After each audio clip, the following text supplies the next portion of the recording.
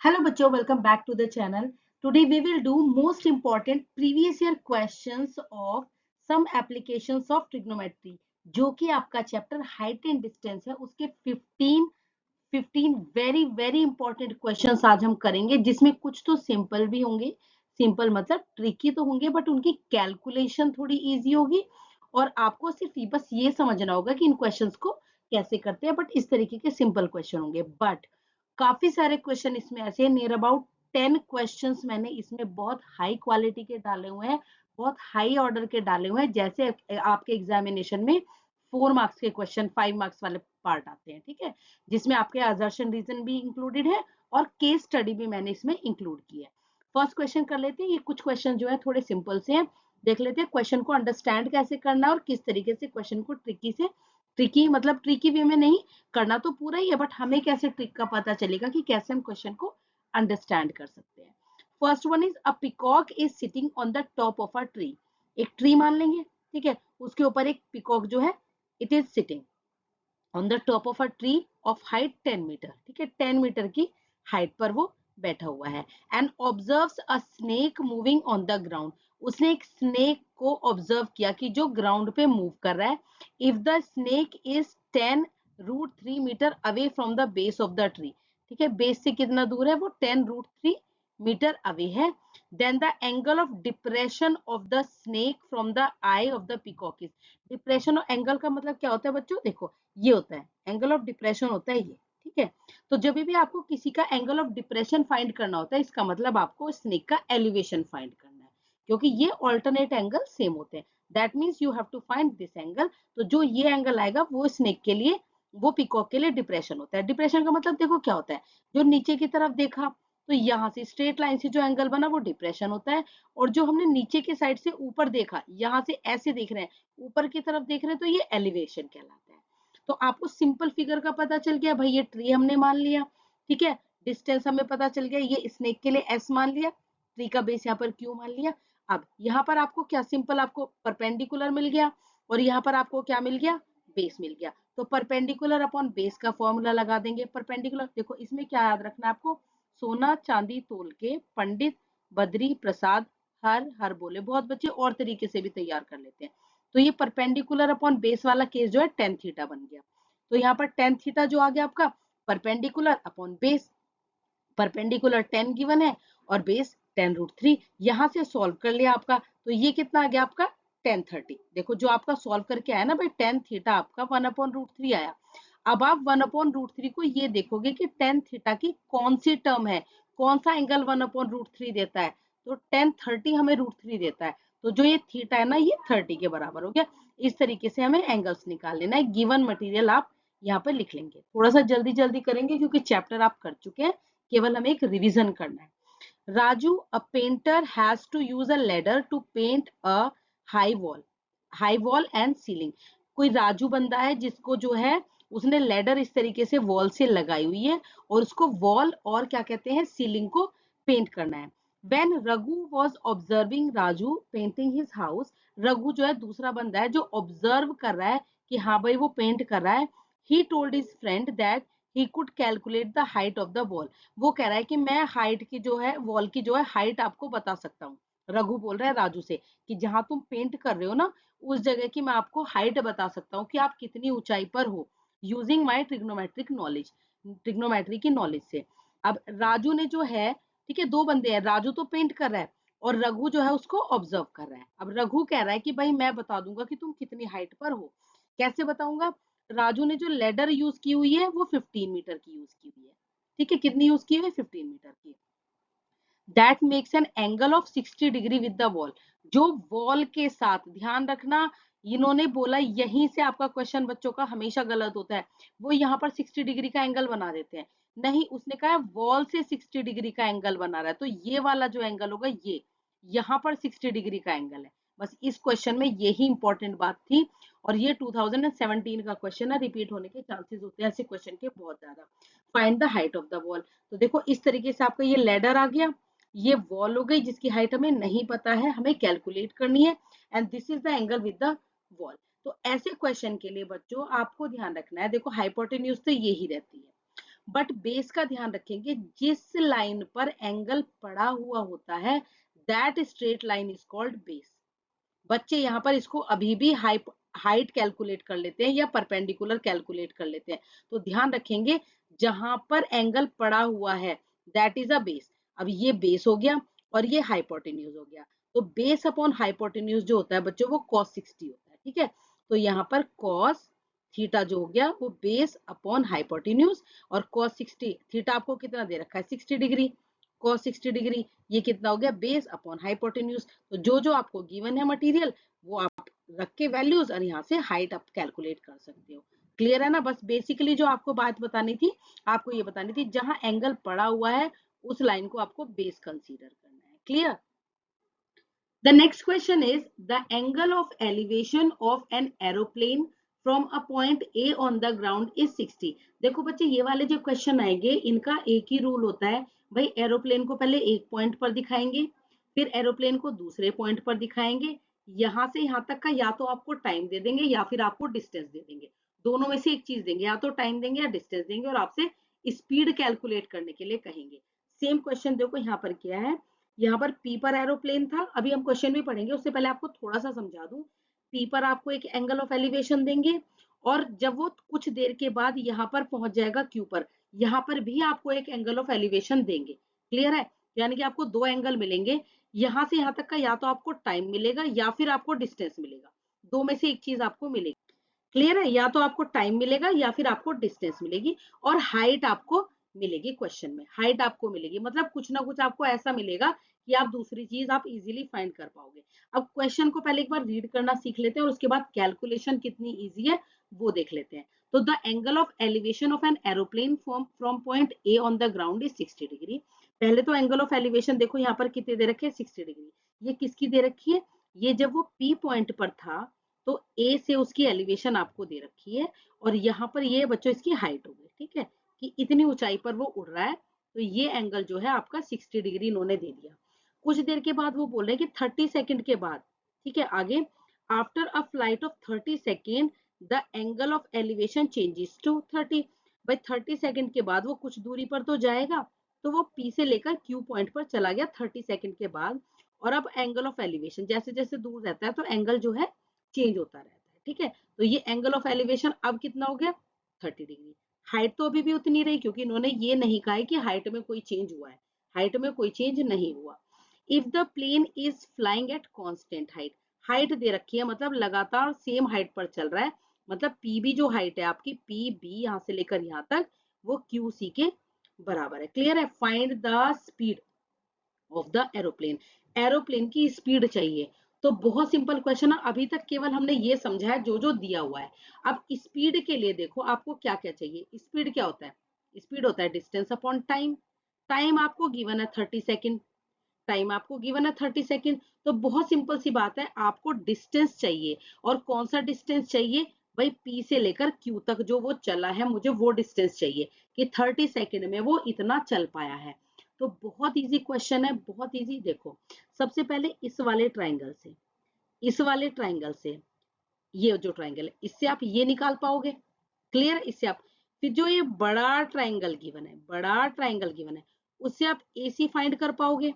अब AC में से आप AB को माइनस कर दोगे तो आपका BC निकल गया, BC निकल गया तो मतलब आपका ये वाला डिस्टेंस निकल गया, ठीक है ना, ये वाला डिस्टेंस निकल गया।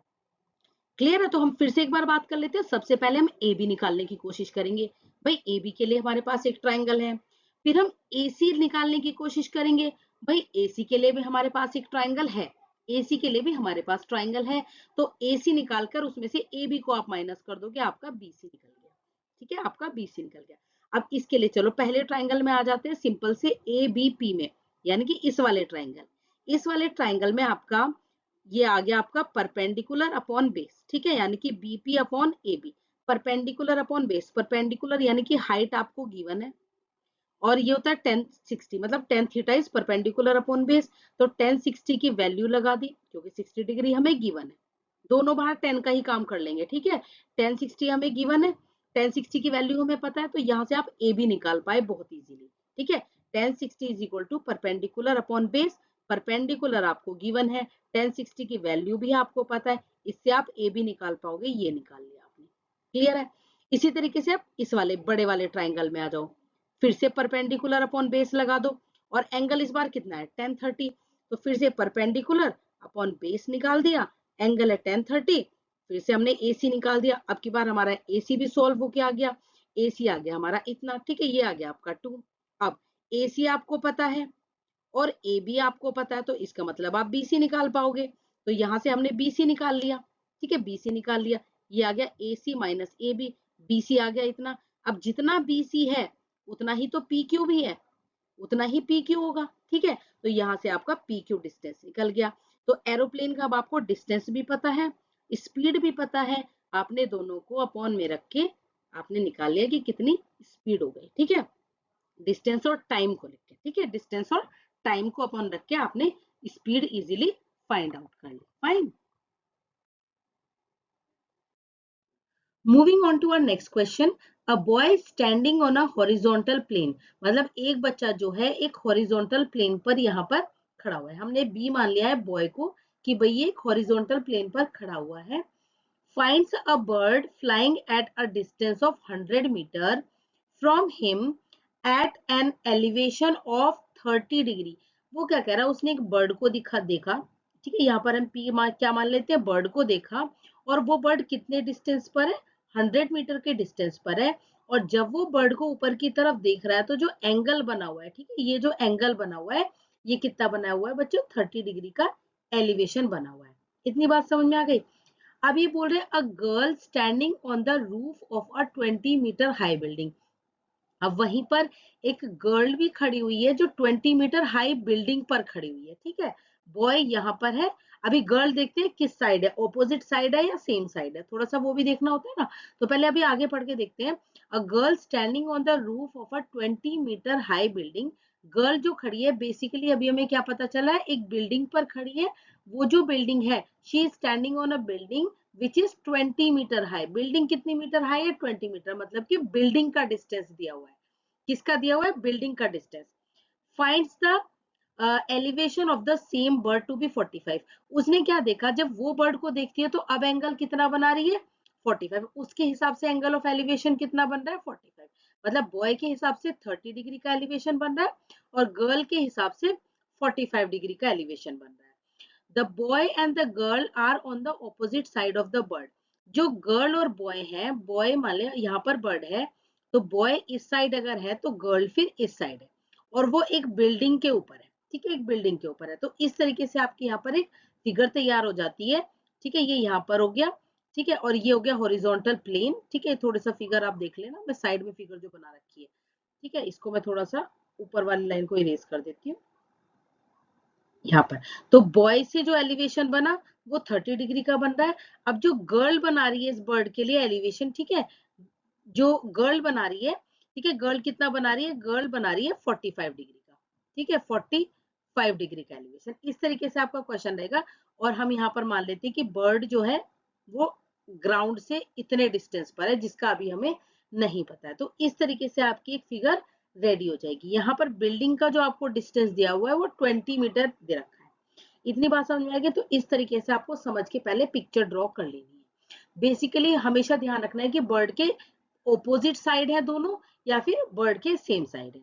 अब देखो क्वेश्चन देखने में, केवल देखने में, पढ़ने में ये हार्ड लग रहा था, बट क्वेश्चन इतना सिंपल है, इतना सिंपल है, आप बहुत ही इजी आपको लगेगा। इन्होंने पूछा है find the distance of the bird from the girl, यानी कि आपको ये वाला डिस्टेंस निकालना है। बहुत इजीली देखो, सबसे पहले आपको ये गिवन है 100, इसकी हेल्प से आप ये वाला निकाल लेंगे डिस्टेंस, बहुत इजी है। अब जब ये वाला डिस्टेंस आपको मिल जाएगा तो इस डिस्टेंस में से ये 20 मीटर आप माइनस कर लोगे तो आपके पास ये वाला डिस्टेंस आ गया। बहुत इजी है ना भाई। इसकी हेल्प से आप ये वाली लाइन निकाल लोगे, इसमें से आप 20 माइनस कर दोगे तो आपके पास ये पोर्शन आ जाएगा। इस पोर्शन की हेल्प से आप इस वाले ट्राइंगल में चलेंगे, मैं दूसरे कलर से प्लॉट कर देती हूँ। इस वाले ट्राइंगल में आप चलेंगे, इसकी हेल्प से ये वाली जो हाइट आपकी, इसकी हेल्प से आप ये निकाल लेंगे। तो बहुत इजी है। पहले बड़े वाले ट्राइंगल में चलते हैं। इन ट्राइंगल पीएमबी, पीएमबी मतलब इस वाले ट्राइंगल की बात हो रही है। इस ट्राइंगल में इन्होंने लगाया perpendicular upon base. Perpendicular upon base होता है बच्चों sin 30 डिग्री, ठीक है, perpendicular upon hypotenuse, I am sorry hypotenuse लगाया क्योंकि एस बद्री प्रसाद हर हर बोले, तो ये आपका परपेंडिकुलर हाइपोटेन्यूज जो है ये आपका लग जाता है साइन थीटा में। तो साइन थीटा से यहाँ से आपका पीएम निकल गया, जैसे कि मैंने आपको कहा था ये आप लॉन्ग वाली साइड निकाल लेंगे ये वाले, तो यहाँ से आपका पीएम निकल गया। पीएम निकलने के बाद आपने उसमें से 20 माइनस कर दिया तो आपका पीएल निकल गया, यानी कि ये वाली हाइट निकल गई। अब आ जाते हैं छोटे वाले ट्राइंगल में पीएलजी में, अब आ जाते हैं छोटे ट्राइंगल में इन ट्राइंगल पीएलजी, ठीक है, इसको आप नीचे वाले स्टेप में करेंगे। पीएलजी में आपने फिर से आपने लगाया परपेंडिकुलर अपॉन हाइपोटेन्यूज, फिर से आपने क्या लगाया परपेंडिकुलर, परपेंडिकुलर आप अभी निकाल के बैठे हैं, कितना निकाल के बैठे हैं 30, ठीक है, निकाल के बैठे हैं ना पीएल, तो परपेंडिकुलर आपका आ गया। तो यहाँ से आपने साइन 45 ये आपको एंगल्स लर्न करने पड़ेंगे, यहाँ से आपका पीजी निकल गया, मतलब कि जो आपको ये निकालना था पोर्शन, और पीजी निकलते ही आपका बर्ड का डिस्टेंस आ गया गर्ल से, ठीक है ना बच्चों। Okay, the next question is two poles of equal height are standing opposite to each other on the either side of the road. Road के दोनों साइड जो है दो इक्वल हाइट के पोल्स खड़े हुए हैं, यहीं से आपका क्वेश्चन सॉल्व होगा। याद रखेंगे यहाँ पर बोला है दो इक्वल हाइट्स के पोल हैं, बस यहाँ से आपका क्वेश्चन सॉल्व होगा। बहुत इजी क्वेश्चन होते हैं ये वाले, सिर्फ समझने में थोड़ी प्रॉब्लम होती है। Which is 80 metre wide, road कितनी मीटर वाइड है टोटल, देखो ये दो पोल खड़े हुए हैं A B and C D, and जो रोड है क्योंकि दोनों साइड रोड के दोनों साइड ये पोल है, तो ये जो रोड दे रखी है बी से लेकर डी तक ये टोटल 80 मीटर वाइड है। कितनी मीटर वाइड है बच्चों, 80 metre wide. From a point between them on the road, अब बीच में कहीं एक पॉइंट है जिसको इन्होंने मिड पॉइंट नहीं बोला है, तो आपको ये मिड पॉइंट नहीं लेना, इन्होंने बोला है कि कोई पॉइंट है जो रोड के बीच में है, अब इन्होंने बिटवीन बोल दिया है बट ऑन रोड आ जाएगा कि कहीं भी एक पॉइंट है रोड पर। The angle of elevation of the top of the pole, यानी कि अगर दोनों पोल्स के टॉप पर देखते हैं तो एंगल ऑफ एलिवेशन जो है वो 60 है और 30 है, 60 और 30 है। तो इसमें आपको बच्चों ध्यान रखना है, जैसे आप कहीं पे भी एक पॉइंट लेंगे तो आपको जो है ना जो पास वाला पॉइंट होता है बड़ा एंगल इसके साथ लेना है, जो दूर वाला पॉइंट होता है उसके साथ आपको छोटा एंगल लेना है हमेशा, क्योंकि फिगर पे भी मार्क्स है, फिगर पे भी मार्क्स है ना, तो इसको ध्यान रखेंगे जहां पर आपको ये छोटा डिस्टेंस लेना है, ठीक है, इस पे आप बड़ा एंगल बनाएंगे। या दूसरे वे में हम क्या बोल सकते हैं, अगर बड़ा एंगल बनाएंगे तो यहाँ पर डिस्टेंस आप छोटा रखना, ठीक है, यहाँ पर आप डिस्टेंस छोटा रखना जब आप फिगर ड्रॉ करोगे इस तरीके से। अब क्वेश्चन क्या बोला इन्होंने, find the height of the poles, poles की हाइट भी बतानी है, and the distance between and the distance of the point of the poles, और ये जो पॉइंट यहाँ पर आपने लिया है दोनों पोल से इसका डिस्टेंस भी आप बताएं कि कितना डिस्टेंस है। क्लियर है, ये आपका क्वेश्चन हो गया। अब देखो सबसे पहले आप क्या करोगे बच्चों, इस वाले ट्राइंगल में जाओगे, ठीक है, परपेंडिकुलर अपॉन बेस लगाओगे, परपेंडिकुलर अपॉन बेस होता है 10 थीटा, ठीक है, परपेंडिकुलर अपॉन बेस, तो परपेंडिकुलर इसमें हाइट दी हुई है, ठीक है, ये रहा परपेंडिकुलर अपॉन बेस आपका गया। ये थोड़ा सा मैंने क्योंकि कॉपी पेस्ट किया हुआ है बच्चों अपने, ठीक है, उसमें से अपने जहाँ पे मैं वर्क कराती हूँ तो ये कॉपी पेस्ट किया हुआ है, तो मैंने डायरेक्ट आपको दिया, आपको स्टेप वाइज करना है। जैसे कि इन ट्राइंगल एपीबी यहाँ पर आप बोलोगे h upon x is equal to 10 60 degree, ये अच्छे से आपको बता के आना है पेपर में। अब आपने क्या किया, यहाँ पर आपने 1060 डिग्री की वैल्यू पुट कर देनी है, ठीक है, वो आ जाएगी √3, और यहाँ से आपको निकाल लेना है h इस तरीके से। तो यहाँ पर जैसे कि h आ गया आपका 1060 की वैल्यू आपने क्या निकाली √3, और यहाँ पर x की आपने कर दी मल्टीप्लाई, तो ये आ गया √3x बोलो या x √3 बोलो एक ही बात है। तो एक बार h आपको, अच्छा इन क्वेश्चंस में मैं आपको बता दूं, यहाँ पर जो मैं आपको बता रही थी कि इक्वल हाइट का मतलब क्या है, यहीं से क्वेश्चन सोल्व हो जाता है। एक बार तो आप इस ट्राइंगल में हाइट निकाल लेना, एक बार आप इस ट्राइंगल में हाइट निकाल लेना, चाहे वो किसी भी टर्म में आए, चाहे वो किसी भी टर्म में आए, डिस्टेंस आप x ले लेना कि भाई यहाँ से ये तो पूरा 80 है, ठीक है, तो हम क्या मान लेते हैं कि जो पॉइंट है वो x डिस्टेंस पर है, ठीक है, किसी भी पोल से, इस वाले पोल से ये x डिस्टेंस पर है। तो अगर ये डिस्टेंस बच्चों x होगा तो ये वाला जो बचा हुआ डिस्टेंस होता है ना ये 80 - x होगा। ये तो सिंपल सी बात है। क्यों सिंपल सी बात है, क्योंकि पूरे का डिस्टेंस कितना था 80, अब यहाँ से यहाँ तक का डिस्टेंस अगर x है तो फिर यहाँ से यहाँ तक का जो डिस्टेंस होगा वो 80 माइनस एक्स होगा। इस तरीके से आपको तैयारी करनी। क्लियर है ना? ये चीजें मैंने यहाँ पर मेंशन कर दी हैं, केवल मैं आपको समझा रही हूँ कि जिससे कि आप थोड़ा जल्दी समझ पाए। यहाँ पर आप अच्छे से इन क्वेश्चंस को पढ़ने के बाद तब सॉल्व करना स्टार्ट करेंगे। अब जो मैंने बात बताई है, एक बार तो इस ट्राइंगल से APB से हमने एच निकाल लिया, एक बार दूसरे वाले ट्राइंगल में चलेंगे CDP में, इससे भी आप पहले एच निकालेंगे। यहाँ से भी परपेंडिकुलर अपॉन बेस, बेस अभी आपको बताया था 80 माइनस एक्स हो जाएगा, इज इक्वल टू 1030। 1030 की वैल्यू वगैरह सब पुट करके, क्योंकि 1030 की वैल्यू होती है 1/√3, और ये फिर इधर चला जाएगा क्रॉस मल्टीप्लाई में। ठीक है ना? देखो एच है, एच, और यहाँ पर 1030 की वैल्यू कितनी थी 1/√3, और यहाँ पर जो हमारा 80 माइनस एक्स था वो हमारा इधर चला गया 80 माइनस एक्स। इस तरीके से आपको समझना है। अब देखो, दोनों पोल की हाइट इक्वल है, ये वाली हाइट और ये वाली हाइट, दोनों हाइट इक्वल होनी चाहिए। तो आपने इसको नंबर 1 डाला था, इसको नंबर 2 डाला, तो फ्रॉम 1 एंड 2 यहाँ पर आप लिख भी सकते हो both the poles are of equal height, दोनों पोल्स इक्वल हाइट के हैं, देयरफॉर दोनों की हाइट को इक्वल रख दो। जब आप इक्वल रख दोगे तो आपका आंसर आ जाएगा, एक्स की आपकी वैल्यू आ जाएगी 20, एक्स की वैल्यू। अब रोड की जो पूरी डिस्टेंस थी वो बच्चों कितनी थी? रोड की पूरी डिस्टेंस बताइए कितनी थी? 80। तो 80 में से इतना हिस्सा तो 20 आ गया, और बचा हुआ हिस्सा कितना आ गया? 60। बचा हुआ हिस्सा कितना आ गया? 60। तो एक तो आपको दोनों पोल से डिस्टेंस पता चल गया। ठीक है, दोनों पोल से, एक पोल से डिस्टेंस कितना है 20, और दूसरे पोल से डिस्टेंस कितना है 60। अब हाइट आपको निकालनी है। हाइट आप यहाँ पे पुट इन इक्वेशन 1 या 2, 1 इक्वेशन में आप पुट कर दीजिए। तो इक्वेशन नंबर 1 में हाइट आपकी कितनी आ गई थी? √3x, और x आपके पास आ गया है 20। ठीक है, बार बार दोबारा सोल्व नहीं करना, हाइट आपके पास ऑलरेडी है इक्वेशन 1 में, यहाँ पर ऑलरेडी हाइट है। तो आप लिख दोगे फ्रॉम इक्वेशन 1, से from equation 1 height of the pole is h, मतलब 20√3। ठीक है, और √3 की आपने वैल्यू पुट कर दी यहाँ पर, और आप सॉल्व करके आ गए। तो ये आपका क्वेश्चन हो जाता है। यहाँ पर दोनों चीजें निकल के आ जाएंगी, हाइट भी आ गई आपकी पोल की, और दोनों पोल से जो पॉइंट था उसका डिस्टेंस भी आ गया। क्लियर है? चलिए नेक्स्ट क्वेश्चन पे चलते हैं।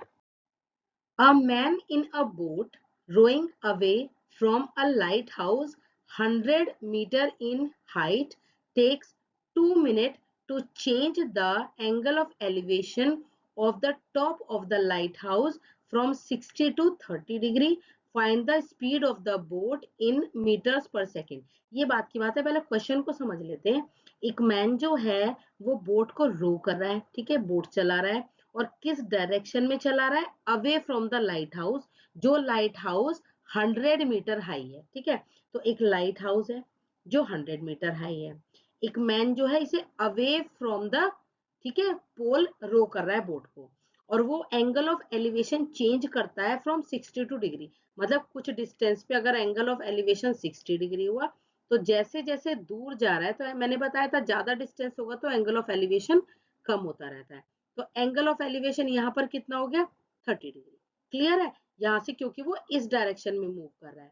अब वो क्या कह रहे हैं कि यहाँ से लेकर इस एंगल को चेंज करने में, मतलब 60 से लेकर 30 तक चेंज करने में उसको टाइम कितना लगा? 2 मिनट लगा। 2 मिनट लगा। तो ऐसे क्वेश्चंस जो होते हैं जिसमें मिनट हो और आपको स्पीड निकालनी हो, तो जितनी देर का आपको टाइम दिया हुआ होता है, जैसे 60 डिग्री से लेकर 30 डिग्री तक जाने में उसको 2 मिनट लगे, तो समझ लीजिए स्पीड का फॉर्मूला क्या होता है? Distance upon time. तो जो आपको डिस्टेंस निकालना होता है बच्चों, वो इन 2 मिनट का डिस्टेंस निकालना होता है, कि 2 मिनट में उसने कितना डिस्टेंस कवर किया, उसको ऊपर रख देंगे और 2 मिनट्स नीचे रख देंगे। अगर मिनट में मांगा है तो मिनट लिख देंगे, अदरवाइज मिनट्स को सेकंड में चेंज करेंगे, अगर उन्होंने मीटर पर सेकंड में पूछा होगा। क्लियर है? इन्होंने मीटर पर मिनट में पूछा है, तो मिनट को ऐसे का ऐसे रहने देंगे। जो बेसिक बात मुझे आपको बतानी थी, आपको जो डिस्टेंस मतलब फाइंड आउट करना होता है, वो फाइंड आउट करना होता है यहाँ से लेकर यहाँ तक, मतलब जहां उसने 60 से लेकर 30 तक एंगल को चेंज किया। क्लियर है? अब चलते हैं इस क्वेश्चन को बहुत इजी वे में सॉल्व करते हैं। सबसे पहले हम क्या करेंगे, आ जाते हैं ट्राइंगल ABC में। ABC में हम मान लेते हैं कि चलो B से लेकर C तक का डिस्टेंस हम क्या मान लेते हैं? X, और B से लेकर D तक का डिस्टेंस हम क्या मान लेते हैं? VY है। ठीक है, Y, इसको Y कर लेना। अब क्वेश्चन करते हैं, पहले फर्स्ट ट्राइंगल में आ जाते हैं। 1060 जो हो गया बच्चों वो परपेंडिकुलर अपॉन बेस हो गया, फिर से परपेंडिकुलर अपॉन बेस। यहाँ से आपने सॉल्व किया, परपेंडिकुलर अपॉन बेस सॉल्व करके आपका x आ जाएगा 100√3। कितना आ जाएगा 100/√3। तो इसको नंबर 1 डाल के छोड़ दो, 100/√3। इसी तरीके से अब दूसरे वाले ट्राइंगल में आ जाते हैं, बड़े में किस में आ जाते हैं, ए बी और डी में। ठीक है, ए बी डी में, मैं इसको दूसरे पेन से मार्क कर देती हूँ, ए बी और डी, यानी कि इस बड़े वाले ट्राइंगल में फिर से हमने परपेंडिकुलर अपॉन बेस लगाया। परपेंडिकुलर अपॉन बेस लगा के हमने यहाँ पर y की वैल्यू फाइंड कर ली। y की वैल्यू आई 100√3। कितनी आ गई बच्चों, 100√3। अब डिस्टेंस जो है देखो, ये तो x डिस्टेंस निकला यहाँ से यहाँ तक का, दूसरा डिस्टेंस निकला यहाँ से यहाँ तक का, लेकिन हमें चाहिए ये वाला डिस्टेंस। तो दोनों डिस्टेंस को मतलब y माइनस x कर दो, तो आपका डिस्टेंस CD आ जाएगा। आपका डिस्टेंस कितना आ जाएगा, CD। तो यहाँ पर जो CD डिस्टेंस आपका आया वो आया y माइनस एक्स। यहाँ पर आपने हल्का से इसको सॉल्व किया, जितना आपसे सॉल्व हो पाएगा उतना आप इसको सॉल्व करना। सॉल्व करने का तरीका मैं बता देती हूँ, अगर आपको सॉल्व करने का तरीका नहीं आ रहा है। देखो सॉल्व कैसे करते हैं, यहाँ पर नीचे आपने क्या लिया, एलसीएम ले लिया √3। एलसीएम ले लिया √3। अब यहाँ से तो इसकी मल्टीप्लाई होगी, तो √3 और √3 मिलके कितना हो जाता है बच्चों, ये हो जाएगा 3। और 3 की मल्टीप्लाई किससे हो रही है, 100 से, तो यहाँ पर तो हो जाएगा 300 माइनस, यहाँ पर क्योंकि √3 ऑलरेडी है तो यहाँ पर सिर्फ आपका 100 रहेगा। इस तरीके से आपको सॉल्व करना है। तो ये आपका 200/√3 आ जाएगा। यहाँ पर आपको इतना सॉल्व कर लेना है। अब यहाँ से मैं आपको थोड़ा और इजी बता देती हूँ, इन्होंने थोड़ा सा हार्ड तरीके से किया हुआ है, मैं आपको थोड़ा इजी बता देती हूँ। ये जो आया आपका 200/√3, इसको पहले आप चेंज कर लेंगे, आप करेंगे √3 और √3 से मल्टीप्लाई, तो ये थोड़ा सा चेंज हो जाता है, ये हो जाता है 200√3/3। इतना आपने कर लिया। उसके बाद आपको मतलब इसको यहीं पे चेंज कर लेना। इसके बाद जो आपकी स्पीड होगी, स्पीड जो होगी वो होगी डिस्टेंस अपॉन टाइम। ठीक है, डिस्टेंस अपॉन टाइम। डिस्टेंस आपका अभी निकल के आया 200√3/3। ठीक है, और टाइम यहाँ पर कितना आ गया आपका, टाइम कितना है 2। ये तो ये आपका आ जाएगा बच्चों 100, 2 से यहाँ पर कैंसिल हो जाएगा, तो ये आ जाएगा 100√3/3। ठीक है, तो पेपर में आप इसको चाहे और थोड़ा सा आगे भी सॉल्व कर सकते हैं। ठीक है, थोड़ा सा और आगे सॉल्व कर सकते हैं, इसको यहाँ पे कट कर देना, 33.3 करके आ जाएगा, फिर उसमें 1.732 की मल्टीप्लाई कर देना। अदरवाइज एग्जाम में यहाँ तक भी एक्सेप्ट कर लेते हैं। ठीक है, यहाँ तक भी, लेकिन आपको वैल्यू दी है तो आप फिर पुट ही करके आना। ठीक है, आपको वैल्यू गिवन है तो आप पुट करके आ जाना, बहुत ईजी रहेगा, ज्यादा हार्ड नहीं रहेगा। ये हो जाएगा 33.3, मतलब 3 से जब 100 को कट करेंगे 33.3, और यहाँ पर 1.732 की आपको मल्टीप्लाई करनी है। थोड़ा सा स्पीडीली कैलकुलेशन आप कर लेना। ठीक है ना। ये क्वेश्चन बच्चों आपका एनसीईआरटी का, मैंने कई क्वेश्चन एनसीईआरटी के इंक्लूड किए हैं, देखे आपको ना ये क्वेश्चंस भी आप कर लेना। आपको जो बेसिकली जो एनसीईआरटी के क्वेश्चंस है ना, वो ही थोड़े से चेंज होके, सिर्फ लैंग्वेज चेंज होके थोड़ी बहुत आ जाती है। अदरवाइज हाइट एंड डिस्टेंस जो आपका ये चैप्टर है, इसमें आप सारा एनसीईआरटी के जो एग्जाम्पल्स हैं और क्वेश्चंस कर लेना। बेसिकली यही क्वेश्चन पेपर में बार बार रिपीट होते हैं, बट कुछ क्वेश्चन मैंने एक्स्ट्रा डाले हुए हैं जिससे कि आपकी प्रैक्टिस हो जाए। अगर आप वीडियो की डिमांड करेंगे तो मैं पूरा जितना भी एनसीईआरटी का पोर्शन है इस चैप्टर का, सारे क्वेश्चंस और सारे एग्जाम्पल्स आपको एक्सप्लेन कर दूंगी अगर आपको चाहिए। अदरवाइज उनको भी कर लेना, और ये भी कुछ क्वेश्चन प्रैक्टिस के लिए आप करके चले जाना। इसमें काफी सारे क्वेश्चन, मतलब कई क्वेश्चन जो है वो एनसीईआरटी के भी इंक्लूडेड है। ठीक है, next question is a statue 1.6 metre tall. एक स्टैचू है 1.6 मीटर टॉल, मतलब सी से लेकर डी तक का स्टैचू है, which is standing on the top of a pedestal. ठीक है, पेडिस्टल क्या होता है बच्चों, जो स्टैचू का बेस होता है। ठीक है, जो स्टैचू का बेस होता है। Now from the point on the ground, ground पर किसी पॉइंट से the angle of elevation of the top of the statue, and from the same point the angle of elevation on the top of the pedestal.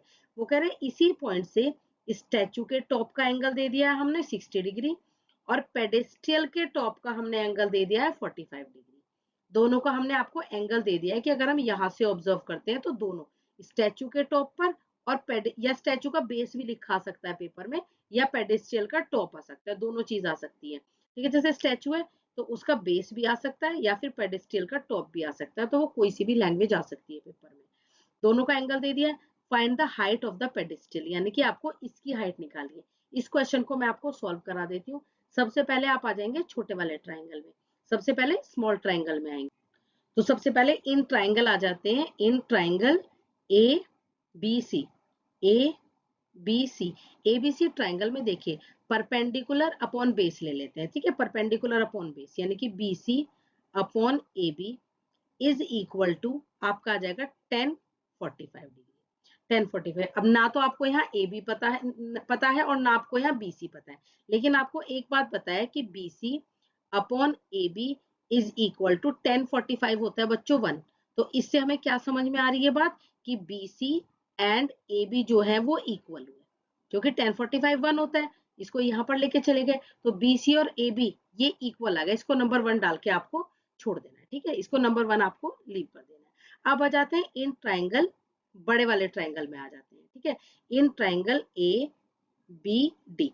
A B D triangle में फिर से हम perpendicular upon base करते हैं, ठीक है, फिर से हमने परपेंडिकुलर अपॉन बेस किया, तो परपेंडिकुलर अपॉन बेस मतलब डी बी, सॉरी यहाँ पर आ जाएगा डी बी, ठीक है, परपेंडिकुलर अपॉन बेस में आपका D B upon A B, D B upon A B is equal to आ जाएगा आपका 1060 डिग्री। क्या जाएगा 1060 डिग्री। अब आपको क्या करना है, वैल्यू पुट करनी है। वैल्यू पुट करिए, देखिए डी बी यहाँ से कितना आ जाएगा, इसको आपने एच मान रखा है, ठीक है, ये सब मैंने लिख दिया है, ये सब आपको देखना है किसको एच मानना है किसको क्या करना है, ठीक है। तो ये आपने एच मान लिया है, तो डी बी जो हो जाएगा पूरा वो एच प्लस 1.6 हो जाएगा। तो डी बी पूरा क्या हो जाएगा, H plus 1.6, H plus 1.6 is equal to 1060 degree बच्चों होता है √3, ठीक है, 1060 डिग्री कितना होता है √3। और यहाँ पर आपका आ जाएगा ए बी, ए बी क्या जाएगा आपका ए बी। अब ए बी जो है बीसी के बराबर है, बीसी और ए बी कितने थे, बराबर थे, यानी कि यहाँ से ए बी जो है बच्चों वो भी आपका एच आ जाएगा, ठीक है, इसको नंबर 1 इसको डालिएगा, ठीक है, इसको डालो कि ए बी को हम, क्योंकि बीसी हमने एच माना हुआ है, ठीक है, बीसी हमने एच माना हुआ ना, तो ए बी भी यहाँ पर कितना आ जाएगा एच। अब उसकी वैल्यू बस आपको यहाँ पुट करनी है, H 1 plus 1.6 is equal to √3h। यहाँ पर ये स्टेप आपको जरूर करके आना है। अब जब इसको आप रीअरेंज करके सॉल्व कर लेंगे, तो रीअरेंज करके सॉल्व कैसे करते हैं मैं यहाँ साइड में करके दिखा देती हूँ। √3h, इस वाले h को आप इधर शिफ्ट कर लेना, ये हो जाएगा -h अपॉन 1.6। क्लियर है, यहाँ से आप h कॉमन ले लेना, h is equal to, h common लेने के बाद यहाँ पर ये आ जाएगा और इज इक्वल टू में 1.6 आ जाएगा। क्लियर है ना, √3 और 1, जैसे यहाँ से h कॉमन ले लिया तो यहाँ पर 1 बच जाता है। अब यहाँ पर h इज इक्वल टू, यहाँ पर आप सॉल्व कर लो, इसकी वैल्यू क्या होती है 1.73, 2 भी लगा देना या मत लगाना कोई दिक्कत नहीं है, 1 इज इक्वल टू 1.6। क्लियर है, तो h यहाँ पर आप इन दोनों को माइनस करोगे तो 0.73 बच गया, 0.73 बच गया ना, 1.73 में से 1 चला गया तो 0.73 बच गया, यहाँ पे 1.6। अब बस h की वैल्यू आपको नीचे इसको ले जाकर रीअरेंज करके थोड़ा सा और इसकी h की वैल्यू आपको लेके आ जानी है। क्लियर है, इन क्वेश्चंस को आपको इस तरीके से सॉल्व करना है। The rod AC of a TV disc antenna is fixed at right angle to the wall AB। ये क्या कह रहे हैं, एक वॉल AB है जिस पर एक रोड AC फिक्स्ड है जो कि एंटीना की रोड है, ठीक है, वो फिक्स्ड है, and a rod CD is supporting the disc, और इस डिस्क को मतलब इस एंटीना को एक CD रोड जो है वो सपोर्ट कर रही है। क्लियर है, फिगर आपको एग्जाम में गिवन होगी। इफ AC इज 1.5, AC आपको दे दिया 1.5, CD आपको दे दिया है 3, ठीक है, CD आपको यहाँ पर कितना दे दिया है 3। ये क्या कह रहे हैं, tan थीटा फाइंड करिए और sec theta plus cosec theta find करिए। इस तरीके से आपको इस क्वेश्चन को नहीं करना है, ये क्वेश्चन आप करेंगे तो आपको यहाँ पर फाइंड आउट करने में, पाइथागोरस थ्योरम लगाने में थोड़ा सा टाइम लग जाएगा, आप नहीं कर पाएंगे। आप क्या करोगे, देखो आपको परपेंडिकुलर गिवन है और हाइपोटेन्यूज गिवन है, तो यहाँ पर आप लगाइए sin theta is equal to perpendicular upon hypotenuse, ठीक है, तो sin थीटा बहुत इजी क्वेश्चन है, sin theta is equal to perpendicular यहाँ पे कितना गिवन है 1.5, थीटा यहाँ पर कितना, ये क्या कहते हैं हाइपोटेन्यूज कितना गिवन है 3। जब आप इसको सॉल्व करोगे बच्चों, तो ये जब आप इसको सॉल्व कर लोगे इस तरीके से तो ये आ जाएगा आपका 1/2। क्लियर है, अब यहाँ पर sin थीटा 1/2 है, मतलब कि साइन थीटा 1/2, साइन थीटा में 1/2 जो है वैल्यू साइन 30 की होती है। किसकी होती है? 30।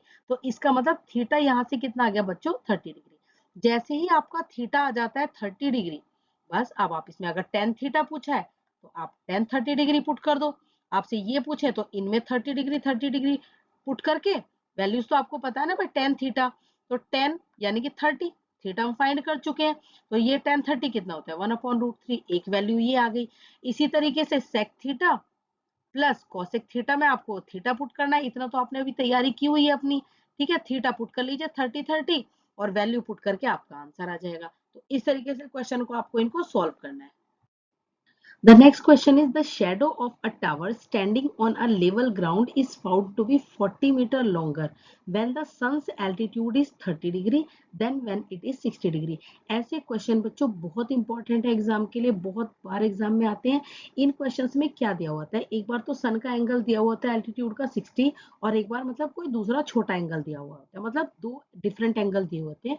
और छोटे एंगल पर वो बोलते हैं कि जब छोटे एंगल पर एल्टीट्यूड रहता है तो शैडो की जो है, जो शैडो जो होती है वो 40 मीटर लॉन्गर हो जाती है, यानी कि शैडो थोड़ी बड़ी हो जाती है। और हाइट पूछते हैं टावर की। इस तरीके का क्वेश्चन आता है। दो आपको एंगल मिलेंगे, एक बड़ा एंगल मिलेगा, एक छोटा एंगल मिलेगा। और जो छोटे एंगल पर शैडो की जो है, जो लेंथ बोल देंगे कि शैडो जो है 40 मीटर लॉन्गर होगी, तो आपको टावर की हाइट बतानी है। इस तरीके से आपको क्वेश्चन आता है। दोनों केस में आप क्या करेंगे बच्चों? पहले छोटे ट्राइंगल में टेन थीटा लगाएंगे, फिर बड़े ट्राइंगल में टेन थीटा लगाएंगे। छोटे ट्राइंगल में परपेंडिकुलर अपॉन बेस लगाएंगे, यहाँ पर हाइट मानेंगे, सॉरी लेंथ मानेंगे आप x, और यहाँ पर जो पूरी यहाँ से यहाँ तक की जो लेंथ हो जाएगी ना बच्चों, वो x प्लस 40 होगी। ध्यान रखना 40 नहीं होगी, क्योंकि 40 तो इन्होंने बोला है यहाँ से यहाँ तक की लॉन्गर है, लॉन्गर है। तो एक बार छोटे ट्राइंगल में टेन थीटा लगाएंगे, एक बार बड़े ट्राइंगल में, देखो छोटे में टेन थीटा लगाया और यहाँ से आपका x वैल्यू निकाल ली, या h निकाल लो आप, ठीक है, कुछ भी निकाल सकते हो, x निकालो या फिर h निकाल लो, ठीक है। और यहाँ पर फिर उन्होंने बड़े वाले ट्राइंगल में, ठीक है, वैल्यू निकाल ली। यहाँ पर भी इन्होंने क्या किया है? ठीक है, यहाँ पर इन्होंने x की वैल्यू पुट कर दी है, ठीक है, x की वैल्यू यहाँ पर पुट कर दी है। आप क्या करना, मैं आपको सिंपल बता देती हूँ। यहाँ से आप पहले h निकाल लेना, h आएगा आपका √3x, इसको नंबर 1 डाल देना। क्लियर है? यहाँ पर वैल्यू पुट करके आप h निकाल लेना। जब आप यहाँ पर सॉल्व करोगे तो यहाँ पर भी आप दोबारा h निकाल लेना। h आपका कितना आ जाएगा? आ जाएगा x प्लस 40 अपॉन √3। आपने इतना कर लिया, ठीक है, इतना आपने कर लिया, इसको नंबर 2 डाल देना। ये भी हाइट ऑफ द टावर है और ये भी हाइट ऑफ द टावर है। इन दोनों को आप इक्वल रख लेना, ठीक है, इसको छोड़ दो, इन दोनों को आप इक्वल रख लेना, यानी कि √3x को एंड x प्लस 40 अपॉन √3 को। क्लियर हो गया? यहाँ से इतनी बात समझ में आ गई? फिर से बता देती हूँ। यहाँ से आपने h को निकाल लेना है, यहाँ से भी आपको h को निकाल लेना है, दोनों h को इक्वल रख देंगे। अब यहाँ से क्रॉस मल्टीप्लाई किया, यहाँ से क्रॉस मल्टीप्लाई कर, तो ये हो जाएगा 3x, क्योंकि हमने h को जो है इक्वल रख दिया है। अब x में हमारी वैल्यू आ गई, ये x प्लस 40 हो गया, x प्लस 40 हो गया। यहाँ पर आपका 3x में से x चला गया, ये हो गया 40, यानी कि 2x जो है बच्चों आपका आ गया 40, यानी कि x जो है वो आपका कितना आ जाएगा? ये आ जाएगा 40 अपॉन 2, यानी कि 20। यहाँ से आपका x आ जाएगा। अब x को आप इसमें पुट कर दो तो आपका क्या निकल जाएगा? हाइट। हाइट आ जाएगी √320। समझ में आ गया?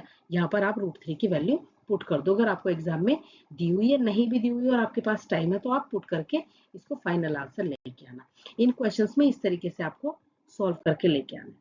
नेक्स्ट क्वेश्चन आ जाते हैं, एक असर्शन और रीजन का क्वेश्चन देख लेते हैं बच्चों।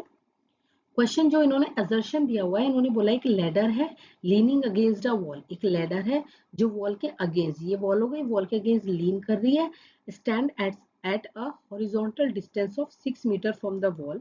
ठीक है, वॉल से वो कितने डिस्टेंस की मीटर पर लैडर लीन हो रखी है? 6 मीटर के डिस्टेंस पर। If the height of the wall up to which the ladder reaches is 18।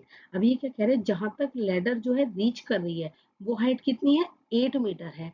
Then the length of the ladder is 10। अब वो क्या कह रहे हैं? तो लेंथ जो है लेटर की 10 होगी। ये तो इन्होंने असर्शन दे दिया है। इसका रीजन क्या है? रीजन इन्होंने बोला है ladder makes an angle of 60 degree with the ground, कि ये जो लेडर है ये 60 डिग्री का एंगल बनाती है। अब हम देख लेते हैं कौन सी बात सही है कौन सी बात गलत है।